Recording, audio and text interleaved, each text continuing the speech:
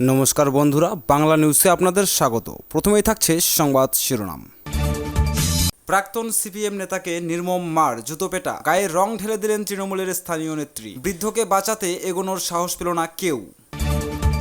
সন্দেশখালীতে 3 BJP কর্মী খুনের মামলায় নয়, মোর সিবিআইকে সিট গঠন করে তদন্তের নির্দেশ হাইকোর্টের।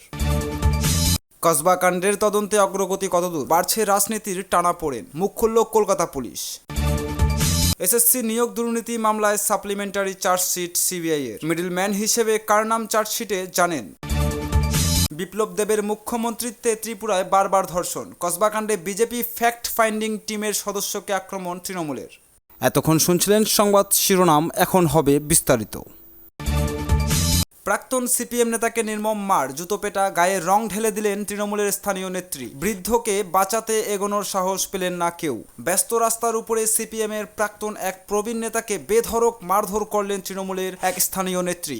রাস্তার উপর ফেলে কিল, চর, ঘুষি, এমনকি ওই প্রবীণকে জুতো পেটাও করলেন তৃণমূলের ওই নেত্রী। শুধু মারধর নয়, ওই বৃদ্ধ একটি রঙের দোকানে আশ্রয় নিলে সেখানে ঢুকে তার গায়ে রং ঢেলে দেওয়ার অভিযোগ উঠেছে ওই তৃণমূল নেত্রীর বিরুদ্ধে। সোমবার সকালে এমন ওই নির্মম দৃশ্যের সাক্ষী থাকলো খড়গপুর। যদিও সেই সময় রাস্তায় প্রচুর মানুষ দাঁড়িয়ে এই ঘটনা মোবাইল বন্দি করলেও ওই বৃদ্ধকে বাঁচাতে এগিয়ে আসেনি কেউ, দেখা মেলেনি পুলিশেরও। ইতিমধ্যেই ঘটনার ভিডিও ভাইরাল হয়েছে। ব্যস্ত রাস্তার উপরে সিপিএম এর প্রাক্তন এক প্রবীণ নেতাকে বেধড়ক মারধর করলেন তৃণমূলের এক স্থানীয় নেত্রী। রাস্তার উপর ফেলে কিল, চর, ঘুষি, এমনকি ওই প্রবীণকে জুতো পেটাও করলেন তৃণমূলের ওই নেত্রী। শুধু মারধর নয়, ওই বৃদ্ধ একটি রঙের দোকানে আশ্রয় নিলে সেখানে ঢুকে তার গায়ে রং ঢেলে দেওয়ার অভিযোগ উঠেছে ওই তৃণমূল নেত্রীর বিরুদ্ধে। জানা গিয়েছে আক্রান্ত ওই বৃদ্ধের নাম অনিল দাস। এলাকায় তিনি ভীমদা বলেই পরিচিত।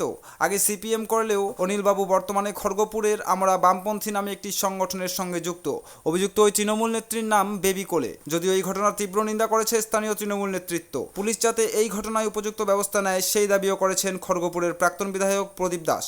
ইতিমধ্যেই খড়গপুর টাউন থানায় লিখিত অভিযোগ দায়ের করেছেন প্রহূত বাম নেতা অনিল দাসও। রেল শহর খড়গপুরের প্রতিবাদী মুখ তথা আমরা বামপন্থী খড়গপুর সংগঠনের সম্পাদক অনিল দাস ওরফে ভীমাদাকে রাস্তায় ফেলে মারধর করার অভিযোগ উঠল তৃণমূল নেত্রী বেবি কোলের বিরুদ্ধে। নিজেকে বাঁচাতে রাস্তার পাশে একটি রঙের দোকানে আশ্রয় নিলে সেই দোকানের রঙের বালতি দিয়েও আক্রমণ করা হয় বলে অভিযোগ। সোমবার সকালে খড়গপুর শহরের খারিদা এলাকায় ঘটনাটি ঘটে। ঘটনার ভিডিও ইতিমধ্যেই ভাইরাল। প্রবীণ এই বাম নেতাকে নির্মমভাবে প্রহার তথা শারীরিক নির্যাতনের বিরুদ্ধে দলমত নির্বিশেষে নিন্দায় সরব হয়েছেন শাসক ও বিরোধীরা। সকলেই এক বাক্যে অভিযুক্ত নেত্রীর শাস্তির দাবি তুলেছেন। ইতিমধ্যেই খড়গপুর টাউন থানায় লিখিত অভিযোগ দায়ের করেছেন প্রহূত বাম নেতা অনিল দাসও। অনিলবাবুর দাবি, দিন কয়েক আগে খারিদা এলাকায় তার বাড়ির পাশের এক মহিলার বাড়ির দেওয়াল ভেঙে দিয়ে এবং শৌচাগার বন্ধ করে দিয়ে অত্যাচার চালাচ্ছিলেন তৃণমূল নেত্রী বেবি কুলে। এরপরে ঘটনার প্রতিবাদ জানিয়ে এবং ওই মহিলাকে সঙ্গে নিয়ে খড়গপুর টাউন থানায় গিয়েছিলেন তিনি। সেখানে বেবি কোলের বিরুদ্ধে লিখিত অভিযোগ দায়ের করেন দুর্গা সাহু। সেই ঘটনার ওই প্রতিশোধ নিতে এদিন সকালে তিনি যখন খারিদা বাজার থেকে বাড়ির দিকে যাচ্ছিলেন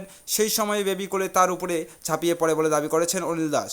অনিলবাবুর অভিযোগ, প্রথমে আমাকে রাস্তায় ফেলে মারধর করে, এরপর আমি নিজেকে বাঁচাতে যখন একটি রঙের দোকানে ঢুকে যাই সেখানে রঙের বালতি দিয়ে আমার মাথায় আঘাত করে আমার গায়ে রং ঢেলে দেন বেবি কোলে। তারপরও আমাকে টেনে হিচড়ে বের করার চেষ্টা করেছিলেন উনি। আমি কোনো মতে নিজেকে বাঁচাই। এরপর স্থানীয়দের সহায়তায় থানায় গিয়ে লিখিত অভিযোগ দায়ের করেছি। অবিলম্বে বেবি কোলেকে গ্রেপ্তারের দাবি তুলেছেন অনিল দাস। সেই সঙ্গে তার অভিযোগ, যাতে কেউ আর অন্যায়ের প্রতিবাদ না করে সেজন্যই এভাবে হামলা চালানো হলো। যদিও অভিযুক্ত তৃণমূল নেত্রী বেবি কোলের দাবি, কাজ দেওয়ার নাম করে অনিল দাস নামে প্রাক্তন ওই সিপিএম নেতা একাধিক মহিলার থেকে 50,000 টাকা নিয়েছিলেন, কিন্তু তিনি কাজ দেননি, টাকাও ফেরত দেননি। তাছাড়া উনি আমাদের দলনেত্রীর বিরুদ্ধে কুৎসিত মন্তব্য করেছিলেন। এদিন প্রতারিত মহিলাদের নিয়ে ওনার সঙ্গে কথা বলতে গেলেও তিনি কোনো কথাই শুনতে চাননি। তখনই প্রতারিত মহিলা ক্ষিপ্ত হয়ে তাকে মারধর করেন। যদিও বেবি কোলের এই অভিযোগ অস্বীকার করেছেন অনিল দাস।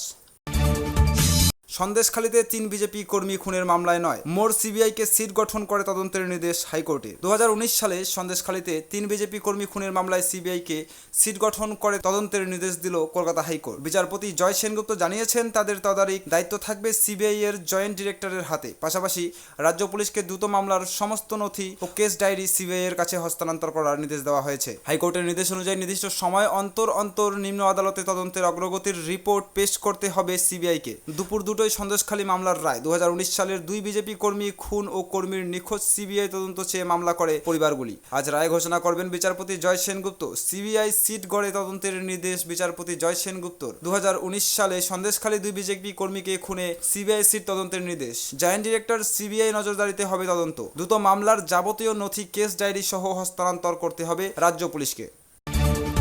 কসবা কাণ্ডের তদন্তের অগ্রগতি কতদূর? বাড়ছে রাজনীতির টানাপোড়েন, মুখ খুলল কলকাতা পুলিশ। কসবা কাণ্ডের পর পুলিশের ভূমিকা নিয়ে প্রশ্ন তুলে চাপ বাড়াচ্ছে বিরোধীরা। রাজ্য জুড়ে চলছে বিক্ষোভ। এই পরিস্থিতিতে তদন্তের অগ্রগতি নিয়ে মুখ খুলল কলকাতা পুলিশ। তদন্ত এখন কোন পর্যায়ে রয়েছে, অভিযোগ পাওয়ার পর পুলিশ কি ব্যবস্থা নিয়েছে তা জানিয়ে সমাজ মাধ্যমে বিবৃতি দিয়েছে পুলিশ। কলকাতা পুলিশের বিবৃতিতে জানানো হয়েছে, 12 ঘন্টার মধ্যেই এফআইআর এর নামে থাকা প্রত্যেক অভিযুক্তকে গ্রেপ্তার করা হয়েছে। এছাড়াও তথ্য প্রমাণের ভিত্তিতে অভিযুক্ত আরও একজনকে গ্রেপ্তার করা হয়েছে। নির্যাতিতা এবং অভিযুক্তদের মেডিকেল লিগ্যাল পরীক্ষাও সম্পন্ন হয়েছে। ঘটনাস্থলে ফরেনসিক পরীক্ষাও শেষ হয়েছে। বিশেষ তদন্তকারী দল এবং সিনিয়র অফিসারদের নজরদারিতে তদন্ত চলছে। ওই বিবৃতিতে আরও লেখা হয়েছে, যারা অপরাধী তারা যাতে আইনি পদক্ষেপের মুখোমুখি হয় এবং নির্যাতিতা বিচার পান তা নিশ্চিত করতে বদ্ধপরিকর কলকাতা পুলিশ। পুলিশ সূত্রের খবর, ইতিমধ্যেই ঘটনার দিন বিকেল 4টের পর দক্ষিণ কলকাতা আইন কলেজে কারা কারা উপস্থিত ছিলেন তার একটি তালিকা তৈরি করা হয়েছে। সেই তালিকায় মোট 17 জনের নাম রয়েছে। এই 17 জনের বয়ান নথিভুক্ত করতে চায় পুলিশ। ঘটনার সময় ওই নির্যাতিতা ছাড়াও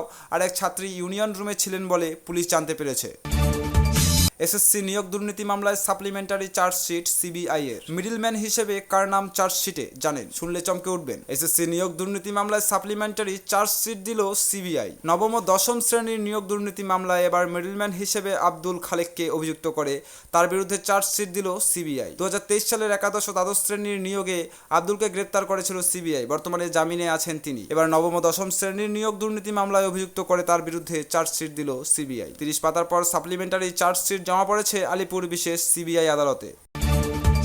বিপ্লব দেবের মুখ্যমন্ত্রীত্বে ত্রিপুরায় বারবার ধর্ষণ। কসবা কাণ্ডে বিজেপির ফ্যাক্ট ফাইন্ডিং টিমের সদস্যকে আক্রমণ তৃণমূলের। সাউথ ক্যালকাটা ল কলেজের ছাত্রীকে গণধর্ষণের ঘটনায় তথ্য অনুসন্ধানকারী দল গড়েছে বিজেপি। এই ফ্যাক্ট ফাইন্ডিং টিম গড়ে দিয়েছেন দলের সর্বভারতীয় সভাপতি জেপি নাড্ডা। এই দলে রয়েছেন ত্রিপুরা প্রাক্তন মুখ্যমন্ত্রী ও বিজেপি নেতা বিপ্লব দেব। বিপ্লব দেব মন্ত্রিত্বে থাকাকালীন ত্রিপুরায় হওয়া একাধিক ধর্ষণ কাণ্ড নিয়ে বিপ্লব দেবকে রাজনৈতিক আক্রমণ রাজ্যের শাসক দলের। বিপ্লব দেব মুখ্যমন্ত্রী থাকাকালীন এবং পরবর্তী সময়ে ত্রিপুরা রাজ্যে একাধিক নারী নির্যাতনের ঘটনা নিয়ে তোপ দাগল তৃণমূল। প্রাক্তন মুখ্যমন্ত্রীর মন্ত্রিত্বের সময়ে ধর্ষণের খতিয়ান তুলে ধরে রাজনৈতিক আক্রমণ বাংলার শাসক দলের। 24 অক্টোবর 2020 ত্রিপুরার কাঞ্চনপুরে 90 বছরের এক বৃদ্ধা ধর্ষিতা হয়েছিলেন। 13 মে 2023 ত্রিপুরায় 2 উপজাতি নাবালিকা গণধর্ষণের শিকার। 16 সেপ্টেম্বর 2024 পরপর 2 পৃথক গণধর্ষণ। দক্ষিণ ত্রিপুরায় বিলোনিয়া মহিলা থানার অন্তর্গত এলাকায় স্কুল থেকে ফেরার পথে 5ম শ্রেণীর এক ছাত্রীকে অপহরণ করে ধর্ষণের অভিযোগ। উত্তর ত্রিপুরায় দোকান থেকে বাড়ি ফেরার পথে অপহরণ করে ধর্ষণের অভিযোগ। 2025 সালের 24 মার্চ বিধানসভার বাজেট অধিবেশন প্রশ্নোত্তর পর্বে বিধায়ক স্বপ্নাদেব বর্মাকে জানানো